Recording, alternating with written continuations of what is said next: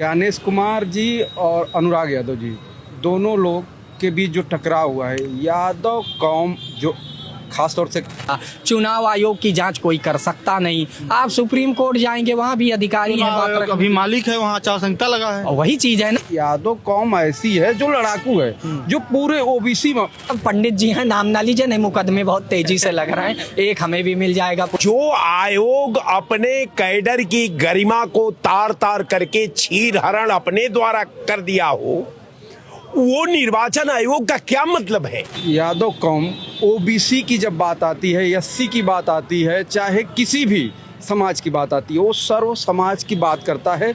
BC SC minority की जब बात करता है, वो सारे समाज की बात करता है। कि बैठकर जन्नत में खुद को कोसती होंगी आत्माएं शहीदों की, ये दिल में सोचती होंगी, क्यों जवानी में हमने जिंदगानी लुटाई, क्यों बेईमानों को हमने आज़ादी दिलाई। कारण ये है कि निर्वाचन आयोग का नाम बदल करके भाजपा का निर्वाचन सेल रख देना चाहिए। मानते हैं कि चुनाव आयोग को भाजपा कंट्रोल कर रही है। कोलकाता से खबर आ रही है कि यूपी कैडर के आईएएस अनुराग यादव का ज्ञानेश कुमार से टकराव हो गया है। ज्ञानेश कुमार ने कहा कि गो बैक होम, आप घर जाइए। तो इसी मुद्दे पर यूपी के लखनऊ में मौजूद है, बात करेंगे कि यूपी के लोग क्या सोचते हैं। क्या चुनाव आयोग भाजपा के लिए काम कर रहा है, जैसा आरोप विपक्ष लगाती है? यूपी के लोगों की क्या राय है, जानते हैं। अनुराग यादव का ज्ञानेश कुमार से टकराव हो गया कोलकाता में। यूपी कैडर के आईएएस थे, कैसे देखते हैं? जी, मेरा नाम पहले तो जान जाइए, मैं सौरभ विश्वकर्मा हूँ, छात्र नेता इलाहाबाद विश्वविद्यालय और लखनऊ यूनिवर्सिटी से लॉ चल रहा है। फर्स्ट ऑफ ऑल कि ज्ञानेश कुमार जी और अनुराग यादव जी दोनों लोग के बीच जो टकराव हुआ है, यादव कौम जो खास तौर से यूपी कैडर के आईएएस थे अनुराग यादव जी, आप ये जान जाइए कि यादव कौम ओबीसी की जब बात आती है, एससी की बात आती है, चाहे किसी भी समाज की बात आती है, वो सर्व समाज की बात करता है। बीसी एससी माइनॉरिटी की जब बात करता है, वो सारे समाज की बात करता है। वो मुखर होकर लड़ता है, वो किसी की दलाली चमचागिरी करने की इच्छा जाहिर नहीं करता। क्या नाम बताया आपने अभी? मेरा नाम सौरभ विश्वकर्मा है। मैंने ज्ञानेश अनुराग यादव जी के बारे में बता रहा हूँ कि यादव कौम ऐसी है जो लड़ाकू है, जो पूरे ओबीसी मामले पे पूरे मुखरता से, आज देख लीजिए, आप उत्तर प्रदेश देख लीजिए, बिहार देख लीजिए, पूरे भारत में देख लीजिए, मुखरता से अगर कोई सत्ता पक्ष का विरोध करता है, किसी जाति का अगर सर्वप्रथम वो है, तो यादव निकल के आता है। क्योंकि वो किसी की सत्ता पर बैठे लोगों का वो दलाली नहीं करने आता है, वो जानता है हक हकूक समाज की लड़ाई को। वो यादव के अंदर ऐसा क्या देखा जो आपने ऐसा कह रहे हैं? जो उनके नेचर में है, वो लड़ाकू, जब उनके हक अधिकार की बात आती है या उनसे जो नीचे, वाकई में वो मुखरता से, और उनके अंदर ओबीसी के वो यहाँ पे खास तौर से उत्तर प्रदेश में वो नेतृत्व करने के योग्य हैं और नेतृत्व करते हैं, इसीलिए वो हक भी मांगते हैं। इसीलिए अनुराग यादव का टकराव हुआ। बिल्कुल बिल्कुल, क्योंकि उनका जमीर नहीं वहाँ पे उनसे सहयोग किया कि हम नहीं, आपके अकॉर्डिंग नहीं हम काम कर सकते, क्योंकि हम सत्ता का वहाँ तक ही सहयोग करेंगे जहाँ तक मेरी जमीर, मेरा हक और अधिकार आप न छीने। कि आप छात्र, तो क्या आप मानते हैं कि चुनाव आयोग सब चीज़ों को कंट्रोल कर रहा है भाजपा के लिए? देखिए, आप तो साहब देख रहे हैं, आप पूरे प्रदेश में घूम रहे होंगे, पत्रकार बंधु हैं, आप पूरे प्रदेश में घूम रहे हैं। कॉलेज हो, यूनिवर्सिटी हो, कोई भी संस्था ऐसी नहीं अछूती रह गई है जहाँ पे भाजपा सरकार के डंडे नहीं चल रहे हैं। चाहे वो अधिकारी हो, कर्मचारी हो, बाबू हो, जो भी हो, अगर उनके अकॉर्डिंग नहीं काम करेगा, वो पद प्रतिष्ठा पे नहीं बैठा मिलेगा। निष्पक्षता से काम तो ये भूल ही गए हैं कि निष्पक्षता से हमें काम करना आना है या इस शासन को कैसे चलाना है, ये सब उनके लिए सेकेंडरी। ये ब्यूरोक्रेट्स लोग हैं, ये सामंती विचारधारा के लोग हैं, मूल रूप से शोषण करने वाले लोग हैं। आप क्या मानते हैं? आईएएस अनुराग यादव से कोलकाता में बहस हो गई ज्ञानेश कुमार से, कैसे देख रहे हैं? हमारे देश के नेता सिर्फ बदनाम है, कलाकार तो यहाँ के अधिकारी ही हैं। नेता तो 5 साल जीते, मान लीजिए रहे प्रधानमंत्री, मुख्यमंत्री, विधायक, सांसद चले गए। कलाकारी तो अधिकारियों में भरी है। ये तो एक बार आते हैं कुर्सी पे, 60 साल रहते हैं, जिसकी सरकार बनती उसकी जो है वंदना करके प्रमोशन लेते रहते हैं और बाद में यही हसर कौन किया है? अनुराग यादव किया है कि ज्ञानेश कुमार किया है? लोकतंत्र का हसर बाद में यही होता है जब कर्तव्य और दायित्व से ऊपर निजी स्वार्थ आ जाता है। जब एक अधिकारी बहुत समय तक कुर्सी से चिपक जाता है तो परिणाम यही होता है। राय साहब ने एक नाम लिया TN शेषन साहब का। वास्तव में मैं उसी चुनाव आयोग की प्रशंसा करूंगा और उन्हीं की जो प्रेजेंट प्राइम मिनिस्टर को ये कह दे कि आप तो अयोग्य हैं। भारत में इमरजेंसी लागू करनी पड़ जाए, अपनी कुर्सी बचाने के लिए आपातकाल का दौर लाना पड़ जाए, तो ऐसा अधिकारी होना चाहिए। वास्तव में जो आपका प्रश्न है वो बिल्कुल सही है। वर्तमान समय में चुनाव आयोग हो या फिर कोई आयोग हो, अधिकारी स्वतंत्र हैं, इतने स्वतंत्र हैं कि बेलगाम के हैं। उत्तर प्रदेश से बंगाल पहुंच जाएंगे, बंगाल का असम और असम से महाराष्ट्र। अधिकारी जो है यहाँ की जनता को परेशान कर रहे हैं। अधिकारियों का यहाँ के कोई मामला है ही नहीं। बिल्कुल सही कह रहे हैं। और ये जो हो रहा है इसकी अब जांच की आप अपेक्षा किससे करेंगे? जांच करेगा अभी तो कौन करेगा? चुनाव आयोग की जांच कोई कर सकता नहीं। आप सुप्रीम कोर्ट जाएंगे, वहां भी अधिकारी हैं, अभी मालिक है, वहाँ आचार संहिता लगा है। वही चीज है ना कि अभी तो सारी पावर जो है चुनाव आयोग के अधीन है। हम मानते हैं कि चुनाव आयोग को भाजपा कंट्रोल कर रही है। देखिए, जहां तक आरोप लग रहा है और सत्ता जिसकी होती है कंट्रोल तो वही करता है। ये बात सही है। मैंने कहा ना कि बीजेपी बिल्कुल कर रही है, इसको घुमा फिरा के क्या करना। ट्रेन में आ रहा होगा, झंडा लहरा रहा पूरा। हाँ, किसका? भाजपा का। हाँ, तो भाजपा का झंडा, भाजपा का गढ़ है यूपी। हाँ। लगातार 9 साल से योगी जी मुख्यमंत्री हैं आप। नहीं, सन 1950 से सन 1979 तक कांग्रेस का गढ़ रही है ये उत्तर प्रदेश। ये ना कहिए, ये तो परिवर्तन सृष्टि का नियम है। जो आया है उसे जाना है।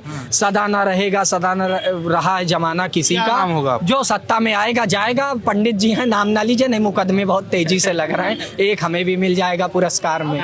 मुकदमा नहीं लेना तो चाह रहे मानते हैं कि चुनाव आयोग निष्पक्ष नहीं रह गया। नहीं, बिल्कुल निष्पक्ष नहीं। इसमें कोई, मैं खुले आम कह रहा हूँ, इसलिए चुनाव आयोग ही नहीं, क्योंकि जहां जितने अधिकारी हैं कोई ईमानदार नहीं, कोई निष्पक्ष नहीं, सब अपने अपने फायदे के लिए अपने हिसाब से करप्शन में लिप्त हैं। क्या कहेंगे आप, बताइए।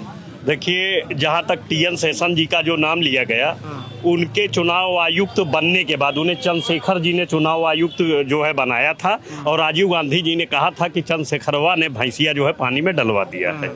उन्होंने जब वह चुनाव आयुक्त बने तो जनता ने जाना कि चुनाव आयुक्त क्या पद है और इसका पावर क्या है। गोपाला स्वामी ने उसका अनुसरण कराया। सच्चाई यही है कि इस लोकतंत्र में, प्रजातंत्र के नाम पर सिर्फ अधिकारी शासन करते हैं। चूंकि नेता 5 साल में बदल जाता है लेकिन अधिकारी नहीं बदलते। अधिकारियों की प्रवृत्तियां बदल जाती हैं। तो व्यवस्था सब वही ब्रिटेन वाली है।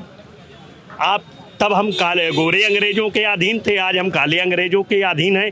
और सच्चाई यही है कि बैठकर जन्नत में खुद को कोसती होंगी आत्माएं शहीदों की, ये दिल में सोचती होंगी, क्यों जवानी में हमने जिंदगानी लुटाई, क्यों बेईमानों को हमने आज़ादी दिलाई। और गोरों से ज़्यादा तो खुद लूटते हैं, करते हैं रिश्वत की काली कमाई। चोर सब वही हैं जो कल कांग्रेस में थे, आज वो भाजपा में है। और कल सत्ता जाने दीजिए तो फिर वो तो पार्टी का नाम बदल के, क्योंकि हमारे यहाँ दल बदलना अपराध नहीं है और दल बदल के और दल खोलना अपराध नहीं। या तो दल खोल लेते हैं या दल बदल लेते हैं। इन दलों के दलदल से जनता लूट रही है।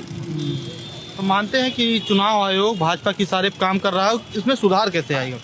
सुधार बिल्कुल आ जाएगा। कैसे आएगा? देश की जनता जिस दिन सारे नेताओं से ये कहेगी कि आपको 5 साल के लिए दायित्व, आप बताइए, आप पहले एफिडेविट दीजिए, और दौड़ाना शुरू कर देगी हम किसी पार्टी के नहीं हैं। हम वोट जब देंगे जब आप एफिडेविट दीजिए, और जितना एफिडेविट दीजिए उतना काम आपको करना होगा। पूछे जनता कि जब एक रोड का टेंडर पास होता है तो सरकार बजट पास करती है, और जब रोड बन के खड़ी होती है तो उस पर टोल बैठा दिए जाते हैं। बताते हैं कि इसमें विदेशी पैसा लगा है कंपनियों को, आज जब खत्म हो जाएगा तब फ्री हो जाएगा। तो भैया जो तुमने बजट में पैसा पास किया वो कहाँ ले गए आप? हर नेता से पूछना चाहिए, चाहे सत्ता पक्ष का हो, विपक्ष का हो। 140 करोड़ नागरिक हैं देश में, अगर सुधर जाएंगे तो भारत विश्व गुरु बन जाएगा। ठीक है, चुनाव आयोग अब है कहाँ? हाँ। जो आयोग अपने कैडर की गरिमा को तार तार करके छीर हरण अपने द्वारा कर दिया हो, वो निर्वाचन आयोग का क्या मतलब है? कारण ये है कि निर्वाचन आयोग का नाम बदल करके भाजपा का निर्वाचन सेल रख देना चाहिए। अब हमको ये लगता है कि भारत का निर्वाचन आयोग भारतीय जनता पार्टी का निर्वाचन सेल बन करके रह गया है। न निर्वाचन आयोग के कैडर की कोई गरिमा है, न उसकी कोई लोकतांत्रिक प्रणाली में के चयन में उसकी कोई भूमिका है, न उसका समाज के रचना में कोई महत्ता है। वो अब केवल भाजपा का निर्वाचन सेल बन करके काम कर रहा है। इस निर्वाचन आयोग को निर्वाचन कह करके हम समझते हैं कि हम अपने वर्तमान संविधान के पवित्रता पर और उसके निष्पक्षता पर काला धाब लगा रहे हैं। मानते चुनाव आयोग बेईमान हो गया है, जैसे विपक्ष आरोप लगाती है? बेईमान अगर रहता तो काम चल जाता। लेकिन जब वो महाबेईमान हो गया है तो उस पे कौन काम चलने वाला है? निश्चित तौर पर मैं मानता हूं कि ये जिस निर्वाचन आयोग की कुर्सी पर टीएन शेषन जैसा व्यक्ति रहा कि रूलिंग पार्टी की औकात नहीं थी कि उनके पहरे के दायरे में कोई गेस्ट हाउस तक में पॉलिटिकल दल रह ले। यहाँ तो मुख्यमंत्री के विमान में मुख्यमंत्री निर्वाचन में प्रचार कर रहा है। निर्वाचन आयोग का नाम बदल करके भाजपा का निर्वाचन सेल उसको बना देना चाहिए। अब वो इसी लायक बचा है उसको कहने का, आईएएस के कैडर का, आईएएस का परंपरा का, आईएएस का संवैधानिक अधिकार का। ये कमजोर है साहब। ये कमजोर के हाथों में कहीं तू जाम न दे साकी। ये पिएगा, पीकर बहकेगा और शामते जाम आएगी। यही भारत उसी दहलीज पर अपनी उपस्थिति दर्ज करा लिया है। ये भारत नया भारत है, मोदी का भारत है। 3 किलो गेहूं 2 किलो चावल का भारत है। ये नया भारत है साहब, मोदी का भारत। 3 किलो गेहूं 2 किलो चावल और शौचालय का भारत है। तो यूपी के लोग हैं ये जो कह रहे हैं कि चुनाव आयोग निष्पक्ष नहीं रह गया। अनुराग यादव का ज्ञानेश कुमार से टकराव हुआ, उसके बाद तमाम तरीके की बात होने लगी, सोशल मीडिया पूरा पट गया। ज्ञानेश कुमार पर तरह तरह का सवाल उठने लगा कि ज्ञानेश कुमार भाजपा के लिए पूरी तरीके से चुनाव आयोग को भाजपा आयोग कर दिए हैं, ऐसा लोग कह रहे हैं। आपकी क्या राय है? कमेंट में बताइएगा। धन्यवाद।